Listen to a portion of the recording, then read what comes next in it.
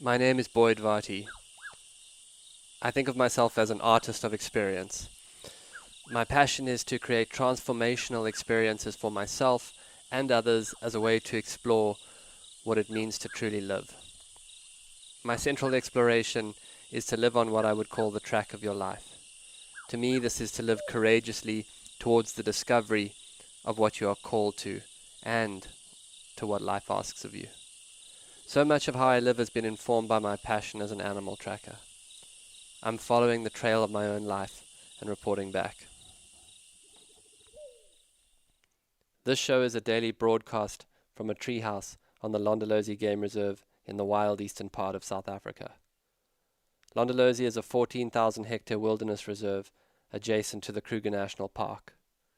The land is home to lion, leopard, rhino, elephant and buffalo, as well as a variety of other animals. I am your host, Boyd Varty. My goal is to spend 40 days and 40 nights alone in the wilderness to explore the archetype of the mystic in nature and hone my skills as a tracker. These are my daily stories. Day 14. Compass, not culture. I'm going to start with a little reading from Braiding Sweetgrass. The Sky Woman story, shared by the original peoples throughout the Great Lakes, is a constant star in the constellation of teachings we call the original instructions. These are not instructions like commandments, though, or rules.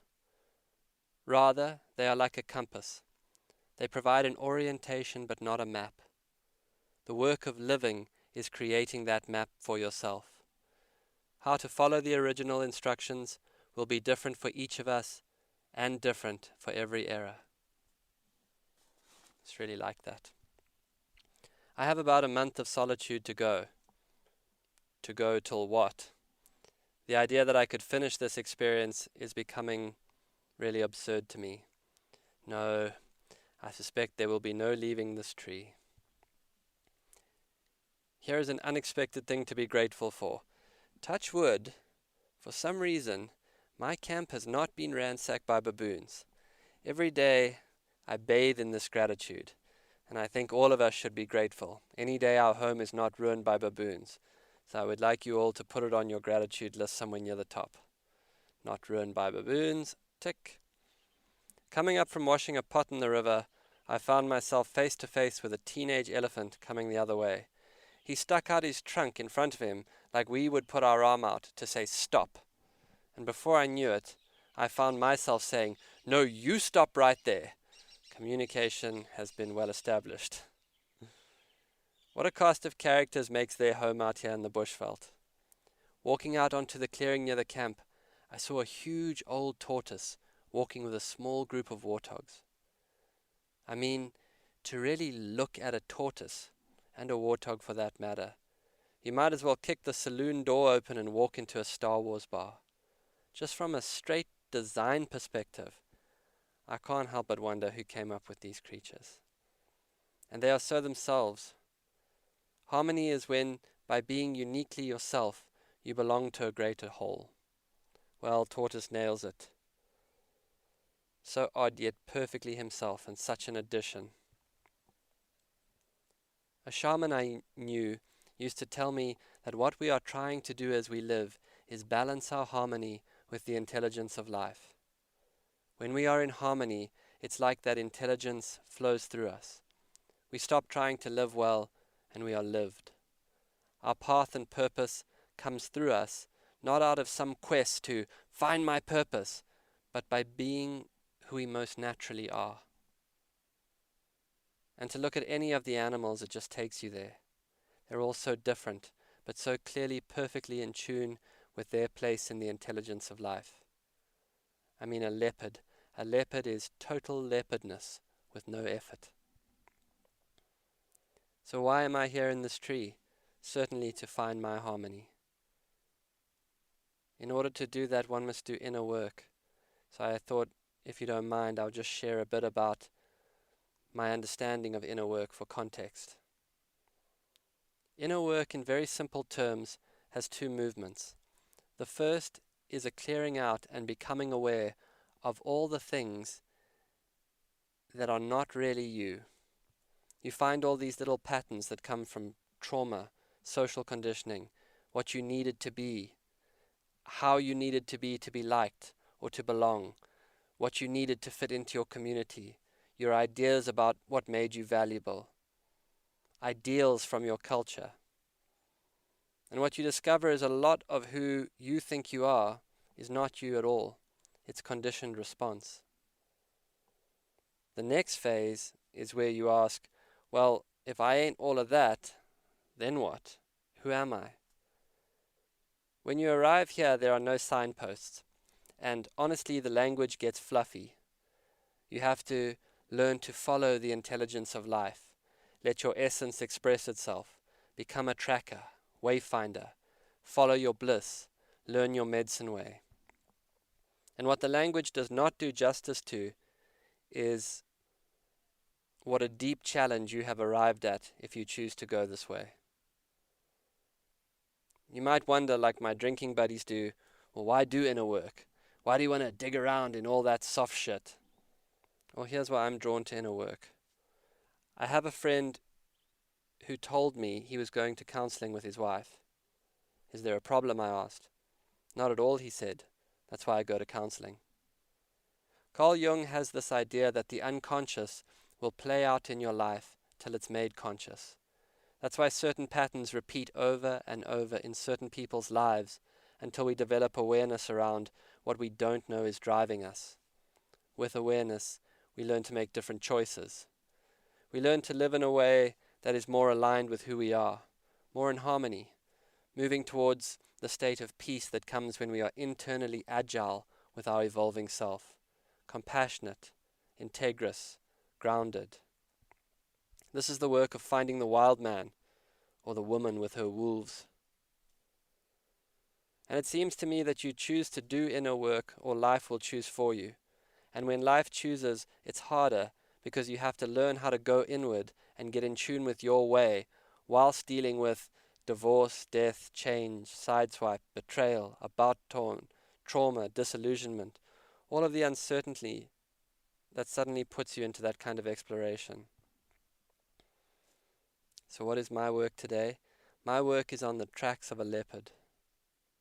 The tracks of a male leopard cut across a sandy patch of ground. They look extremely fresh, but then they disappear, wiped out by the tracks of a herd of elephant. Londolozi is the highest density of wild leopards in the world. It is a place where trackers and guides have fostered a deep relationship of trust and respect with these creatures over many generations. At Londolozi, wild leopards allow themselves to be seen. I lift my head up, and there, not 30 yards away, is a small wallow. The elephants have been mud bathing in it. The mud and water is freshly splashed. The elephants were here just a short time ago. This means that although my leopard track is wiped out, it is not necessarily old. Listen to how tracking can be like inner work. Here I start by speculating. I move on the line of the last track. I scan open ground. I let myself be in a process now. Let myself not know. I just try things. A dry riverbed is close, called the Mashaben, or place of sand, named after the loose sand that lines the riverbed. I cut down into the riverbed.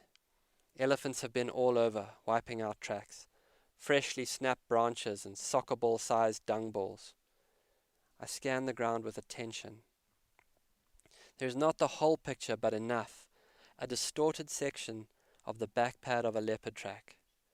Now I know where he was coming from, and generally where he's going.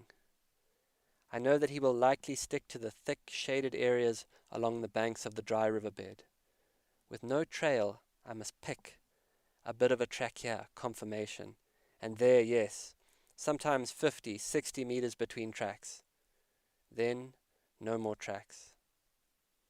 Without another track, I must move on gut. I move on understanding of how leopards move, anticipating, and just generally speculating a direction.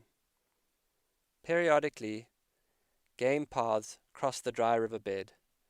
I always check them for a track, as the leopard would use them to exit the riverbed. Nothing. Elephant tracks everywhere. I keep going. I know that track was fresh. He's close. It's like I can feel it. I must believe. I must believe I can find what I'm looking for. Doubt can seep into a tracker's mind and render him undone with second guessing. When I think about it, there is a path I know that leopards often use when they walk this way. I will loop around to check that spot. The path is clear sand made by hippos weaving through tambuti groves. As I cut onto it, from behind me, from near where I have just come, a squirrel alarms. I put binoculars on the squirrel and see where he is looking. Frankly, squirrels can be quite unreliable and, dare I say it, alarmist. The squirrel stares intensely down onto the path. Then I see him, walking directly towards me. A pale-faced male with frayed ears. Mythical. The pale face making him almost ghost-like, framed by the boughs of huge trees. He senses me and stops, and looks directly into the binocular lens. Although he is 40 meters away, for a moment, it is as if we are face to face. His gaze has voltage. I realize that I'm on his path, so I give way, allowing him to see me moving away, respectful of his passage. I walk away from the riverbed into an open clearing. I'm alone at sunset.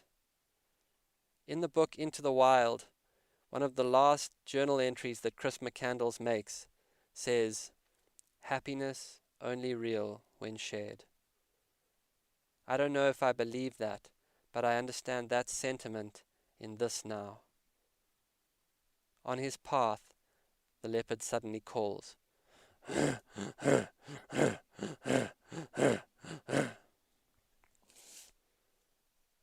I'm asking myself, what is my work? What can I learn from Londolozi and the leopards?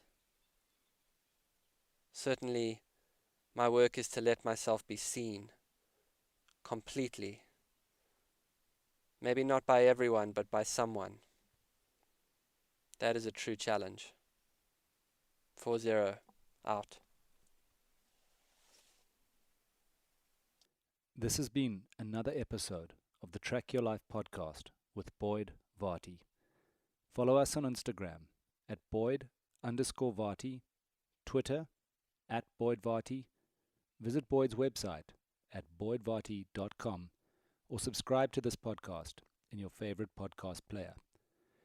Please rate and review this podcast so that more people can find and enjoy it.